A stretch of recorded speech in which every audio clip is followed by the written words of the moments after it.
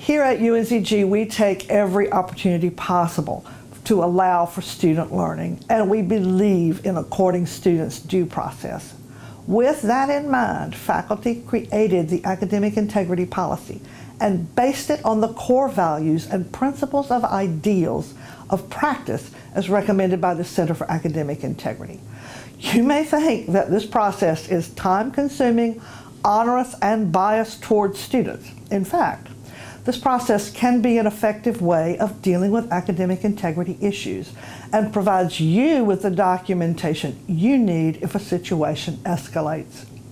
Here are the steps you can take to deal with a suspected academic integrity violation. So the first step in the process is really kind of twofold. You're going to notify the student, and you can either do that in a face-to-face fashion, but better yet, because oftentimes you're notifying the student by email or something like that, there's a really nice template out on the website that basically all you need to do is fill in the blank. You tell the student what your concerns are and what you want to discuss with them, and then you ask them to set a meeting with you. And after 5 business days, if you haven't heard from them, essentially, they are found responsible of the charge that you've brought against them. So you want to have the student come and meet with you. I often counsel both the student as well as a faculty colleague that if they want to bring someone with them as just a second set of ears, much like you may want to bring someone with you to your physician, in case they hear something that you didn't, I always think that that's fine. Your faculty colleague, their student colleague, isn't somebody who's going to advocate for them, and I even ask the student or my colleague to not say anything. I just want them there to listen and to later verify that I said what I thought they did. The student can do the same thing with their colleague, and it's often just very helpful. But you're going to meet with the student, you're going to go over the form with them, show them the evidence that you have about their academic integrity violation. At that stage, really, as the instructor, our role is one of 2 positions. Either we can decide that that a violation did occur, or you can dismiss all the charges. I personally have had situations where it was clear that cheating had occurred, but I didn't know who cheated off of whom. And I met with both of the students, and after meeting with them, it was very clear that one student was responsible, and they admitted responsibility, and another student was really taken advantage of. So the other student, I quickly dismissed the charges, and the other student, we proceeded. At that stage, based on the form, we really have 2 options. Option A is to assign some sort of grade sanction, and then other possible opportunities for helping the student through this educational process.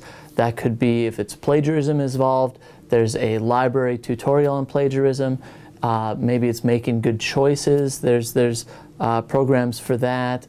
There's many different options. It could be writing a reflection paper.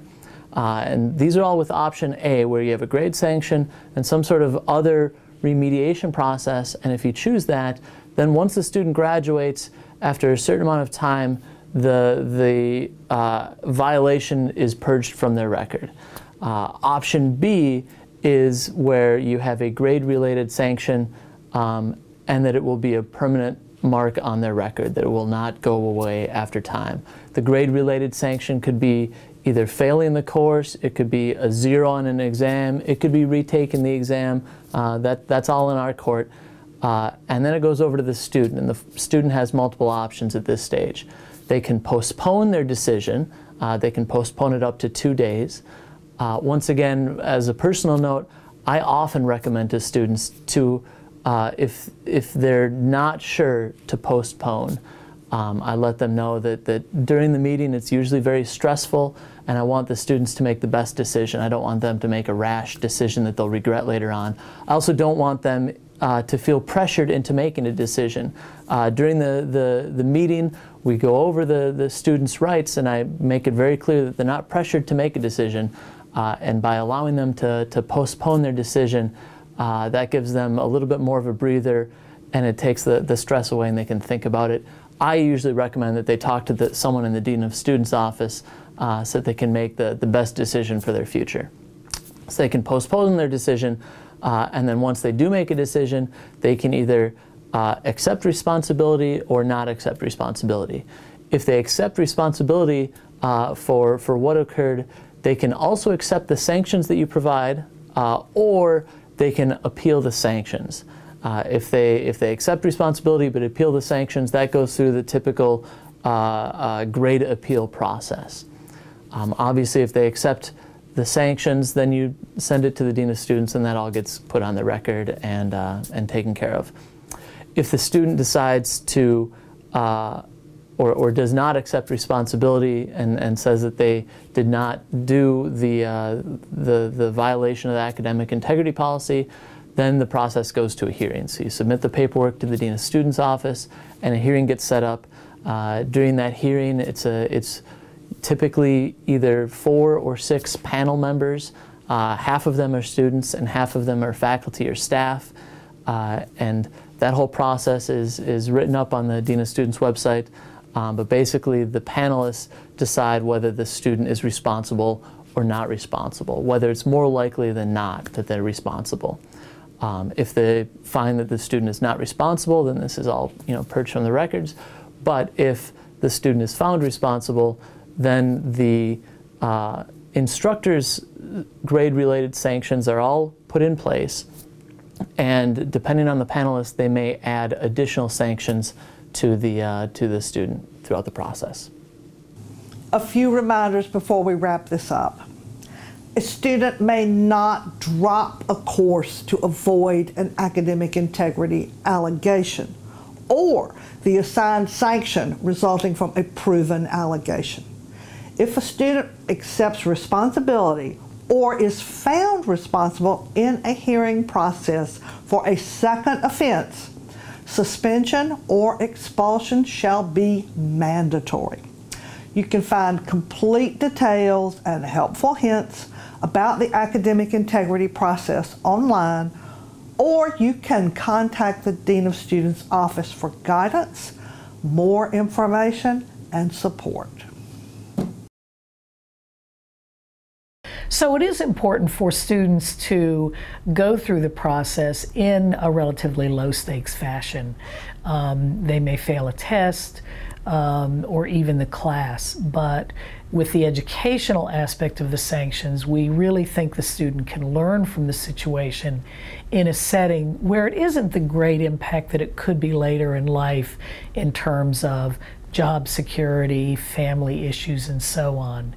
So while there may be a penalty for the student, we really do try to focus on what can you learn from this?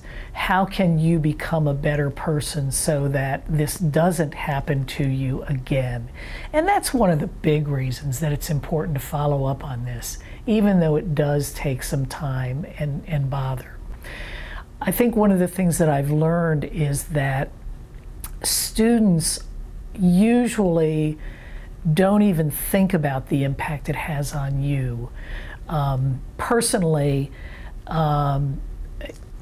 it almost brings tears to my eyes that a student would violate that kind of trust for me. And it's okay to have those feelings. I think we all do, because there is so much trust between faculty and their students. So it's okay to be angry. You don't have to take it out on the student. But I think it's okay to tell the student, too, how this impacts you. It helps them to see that faculty are human beings as well. I want to say something about policy briefly. I truly believe that policy protects us, and I would encourage you, my colleagues, to follow policy.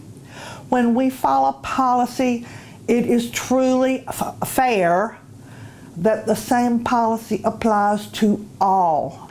And I strongly support going through the procedures and policies of the Dean of Students office with the reporting of violations of the academic integrity policy, because I feel like it gives the students more credibility to all the hard work that they've done in the course. When a student cheats, it really, in my opinion, undermines all the other students' hard work. Now that said, what I often tell my students when I meet with them in the joint student-faculty conference is that good people make bad decisions when they're under stress.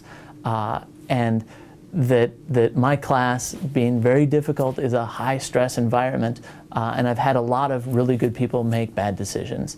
And the approach that the Dean of Students office has is that this is an educational moment for the students, and that if we can correct this, that would be the most beneficial to the students. So the approach that the Dean of Students office has, and the fact that I want to make sure that all of the students in my class are treated equally and have the same opportunities, and all of their effort that they put into the class is considered throughout the course. So I feel very strongly in terms of going through the procedure, and the Dean of Students office does a fantastic job of making it fair.